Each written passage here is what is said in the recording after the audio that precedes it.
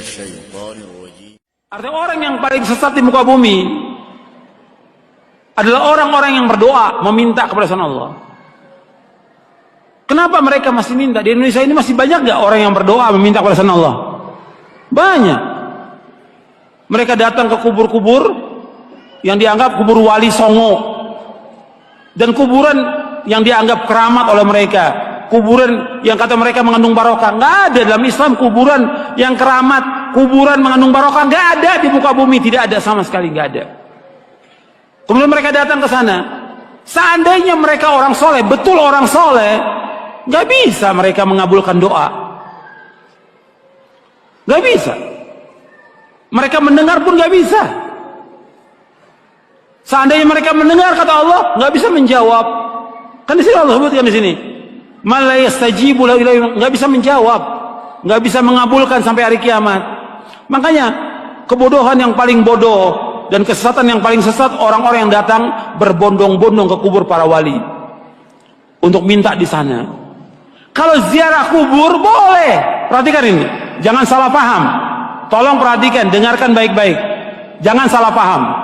Kalau ziarah kubur ke kuburan kaum muslimin boleh, dianjurkan oleh Nabi Muhammad SAW. Ziarah kubur ke kuburannya pemakaman kaum muslimin boleh, sunnah, dianjurkan oleh Rasulullah SAW. Kata Nabi, kuntu nahaitukum an ziyaratil kubur fazuruha fa inna tudzakirukumul akhirah. Kata Nabi, aku pernah melarang kalian untuk ziarah kubur, sekarang boleh kamu ziarah kubur, karena ziarah kubur mengingatkan kalian kepada akhirat. Dalam riwayat yang lain disebutkan bahwa ziarah kubur mengingatkan kalian kepada kematian.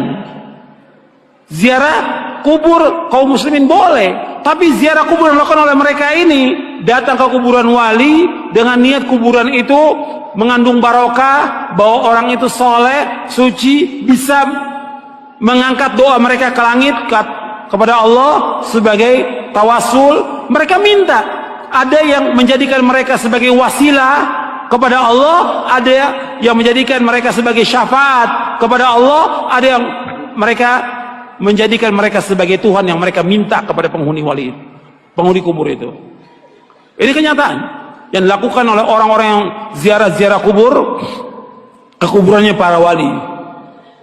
Dan ini kalau anda perhatikan, kerusakannya luar biasa ini. Karena masalah akidah, masalah tauhid, mereka memalingkan ibadah kepada selain Allah yang Allah tidak redha selama-lamanya. Di dalam buku atau kitab Ushulus Tsalatsa oleh Syekh Muhammad bin Abdul Wahhab dikatakan, innallaha la yarda ay yushraka ma'ahu ahadun fi ibadatihi, la malakun muqarrabun wala nabiyyun mursal. Allah tidak redha selama-lamanya apabila Allah disekutukan dengan makhluknya, apakah dengan malaikat yang dekat atau dengan nabi yang diutus. Allah nggak redha. Maksudnya kalau ada orang yang berdoa meminta kepada malaikat Jibril, minta kesembuhan, minta rezeki, minta dimudahkan urusan, Allah nggak redha. Karena malaikat Jibril nggak bisa mengabulkan doa yang mengabulkan doa Allah. Atau kepada nabi yang diutus, orang datang ke kuburannya Nabi Muhammad SAW, minta kepada Nabi Muhammad SAW supaya dimudahkan rezekinya, supaya dimudahkan jodohnya, supaya dagangannya laris, supaya segala macam. Allah nggak redha, nggak redha. Kenapa? Doa itu wajib dipanjatkan dan hanya ditujukan kepada Allah saja, tidak kepada yang lain. Allah nggak redha.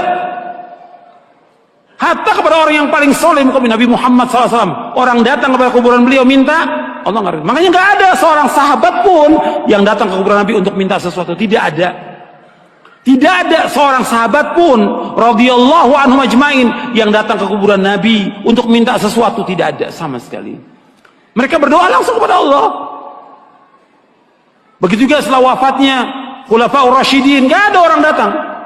Tapi belakangan di abad kedua, ketiga mulai, siapa yang melakukan pertama kali penyembahan kepada kubur yang dikeramatkan? Pertama kali di muka bumi Syiah. Pertama kali, laknatullah alaihim. Pertama kali Syiah yang menyesatkan kaum muslimin.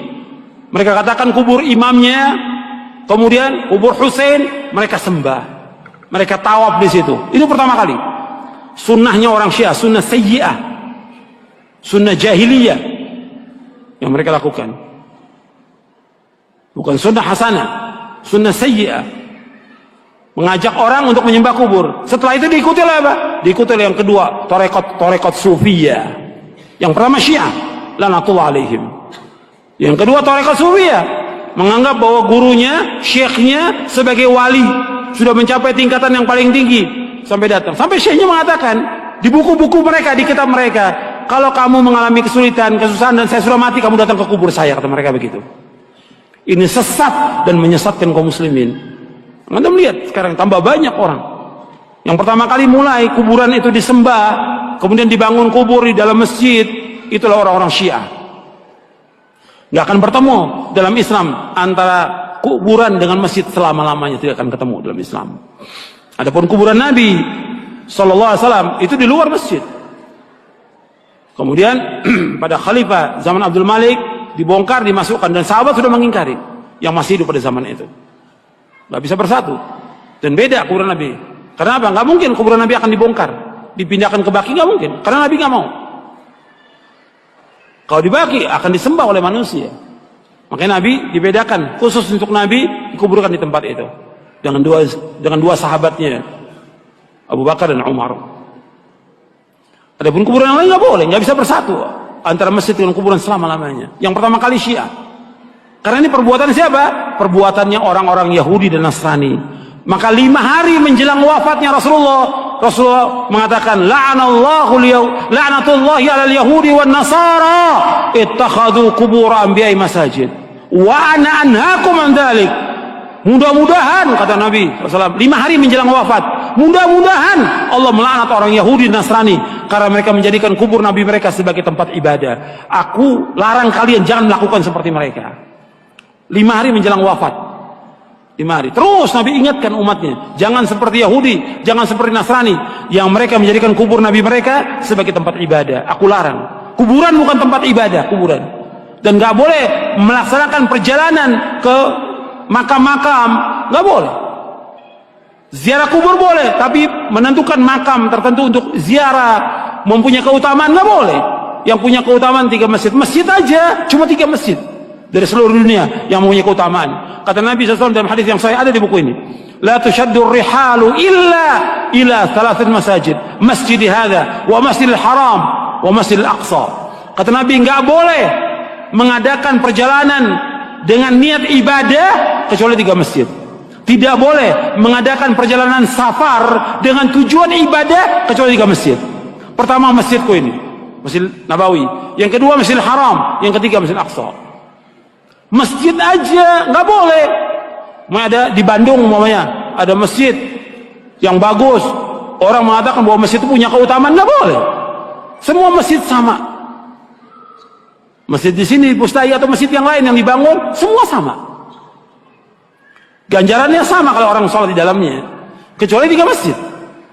Masjid Nabawi sekali sholat di sana 1000 lebih dari masjid yang lain. Kalau di Mekah, di Masjidil Haram, di Mekah maksudnya di Masjidil Haram saja, bukan di masjid yang lain. Di Mekah bukan, di Masjidil Haram saja itu 100.000 keutamaan dari masjid yang lain seluruh dunia. Kalau di Masjidil Aqsa 250. Itu keutamaan yang disebutkan oleh Rasulullah Sallallahu Alaihi Wasallam. Kalau masjid yang nggak punya keutamaan kecuali 3 masjid, apalagi kuburan. Kuburan nggak punya keutamaan sama sekali. Makanya orang-orang yang datang dan meminta ke kubur-kubur, Allah menyebutkan dalam Al-Quran ini orang yang paling sesat di muka bumi.